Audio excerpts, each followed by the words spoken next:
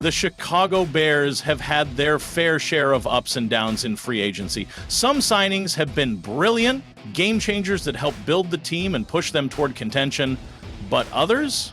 Absolute disasters.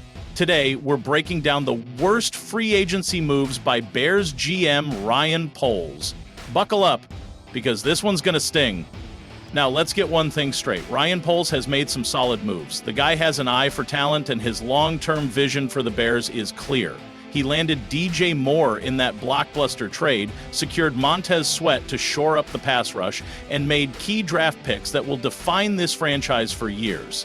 But no GM is perfect, and free agency is where mistakes can be costly.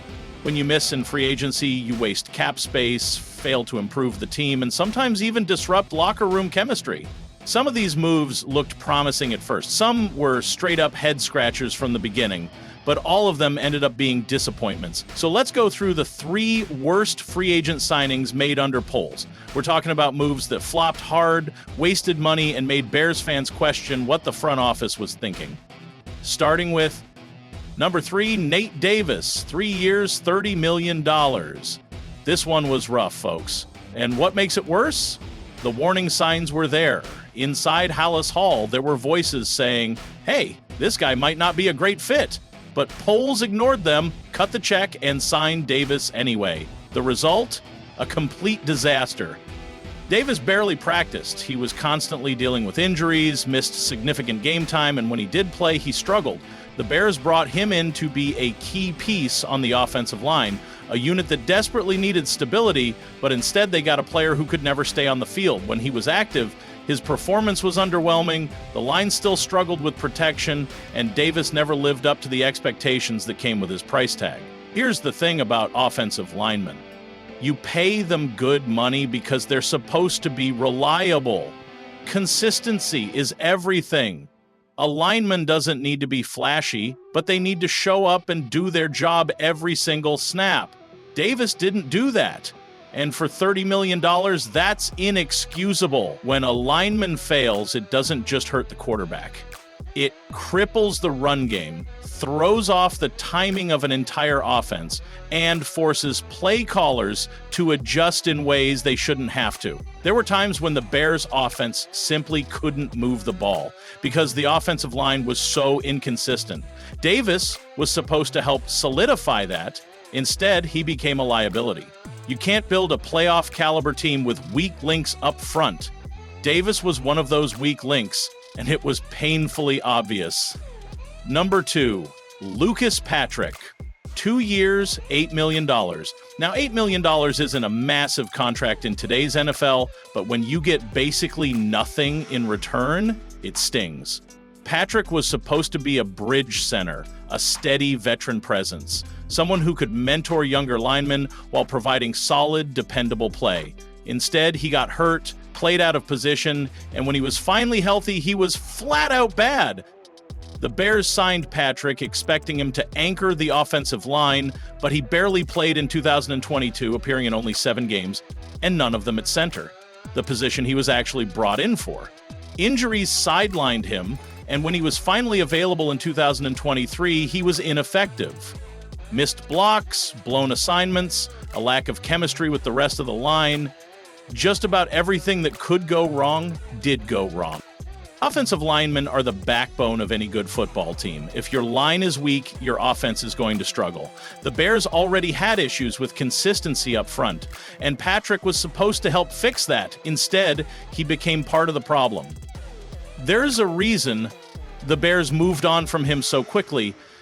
He simply didn't deliver. And let's not forget, Patrick was brought in because of his familiarity with offensive coordinator Luke Getsy's system. That was supposed to be an advantage. Instead, it meant nothing. The offense never found its rhythm, and Patrick's struggles were a big part of that. It's one thing to miss on a free agent signing because a player doesn't fit the scheme. It's another to bring in someone because of the scheme and watch them still fail. That's a front office nightmare. And now, the worst of them all. The biggest free agency flop under Ryan Poles. Al-Quadin Muhammad, 2 years, $10 million. What a disaster. Now, when Poles signed him, it kind of made sense. He played under Matt Eberflus in Indianapolis. He was familiar with the system. Maybe he could be a solid rotational piece, a dependable pass rusher who could help the Bears get after the quarterback. But that didn't happen. Not even close. Muhammad played one season, one sack. That's it. $10 million, one sack. That's not just bad, that's brutal. He was supposed to provide depth and contribute as a veteran presence on the defensive line. Instead, he was invisible. He was outplayed by younger, cheaper players. The Bears saw enough after just 1 year and cut him loose. Pass rushers are valuable in today's NFL. If you can generate consistent pressure, you can change games. Look at teams with dominant defensive fronts. They're always in contention. The Bears needed that kind of impact, and Muhammad was supposed to help. Instead, he was a total non-factor. This was a move that wasted both money and a roster spot. And here's what makes it worse. Muhammad wasn't a pass-rushing monster even in his best seasons. He had 6 sacks in 2021 with the Colts, but those numbers didn't exactly scream game changer. That was a career year, and Poles still handed him a multi-year deal. That's the kind of bet you can't afford to lose in free agency. Look, free agency is a gamble. Sometimes you hit big, sometimes you miss, but these moves, they weren't just misses, they were massive mistakes, and they set the team back when they needed to be moving forward. Every dollar spent in free agency needs to be maximized. Every roster spot is valuable. When you sign a player and get nothing in return, it's a major setback. Ryan Poles has had his fair share of wins, and he's clearly building this team with a long-term vision. He's made strong draft picks and landed some key players through trades. But if the Bears want to compete for a Super Bowl, they can't afford free agent busts like these. Every signing has to count. Every move has to help push this team closer to being a contender. So, what do you think? Which free agent signing hurt the most? And do you trust Poles to get it right moving forward? Drop your thoughts in the comments below and let's talk about it. And don't forget to like and subscribe for more Bears content. We've got a big season ahead, and you won't want to miss it.